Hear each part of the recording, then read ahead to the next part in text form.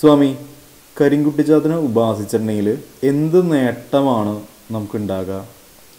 ഓം ശ്രീ വിഷ്ണുമായ നമ. കരിങ്കുട്ടിച്ചാത്തനെ ഉപാസിക്കുന്നവർക്ക് മാറ്റങ്ങളെക്കുറിച്ച് എന്താ പറയാനുള്ളത്? സർവ്വതും തരും. അത്ര വലിയ മഹാശക്തിയല്ല കരിങ്കുട്ടി എന്ന് വെച്ചിട്ടുണ്ടെങ്കിൽ കരിങ്കുട്ടീനെ കൊണ്ടു നടക്കുമ്പോൾ നമുക്ക് എന്താ മോനെ ഇങ്ങോട്ട് വാടാ എന്ന് പറഞ്ഞിട്ടുണ്ടെങ്കിൽ ഒരുത്തൻ്റെ കാര്യം പറഞ്ഞിട്ടുണ്ടെങ്കിൽ എടാ പോയിട്ടൊന്ന് നോക്കിയിട്ട് വാടാന്ന് പറഞ്ഞിട്ടുണ്ടെങ്കിൽ അവൻ്റെ കാര്യങ്ങൾ എന്താ വെച്ചാൽ നോക്കിയിട്ട് വരുന്ന അത്രയും വലിയ ശക്തിയാണ് കരിങ്കുട്ടി. കരിങ്കുട്ടി എന്ന് പറഞ്ഞിട്ടുണ്ടെങ്കിൽ ആ കരിങ്കുട്ടി വന്നു കഴിഞ്ഞാൽ പിന്നെ നമ്മുടെ ജീവിതത്തിൽ വേറെ പ്രശ്നങ്ങളും കാര്യങ്ങളുമില്ല. ക്ഷിപ്രപ്രസാദിയുമാണ്, ക്ഷിപ്രകോപിയുമാണ് കരിങ്കുട്ടി.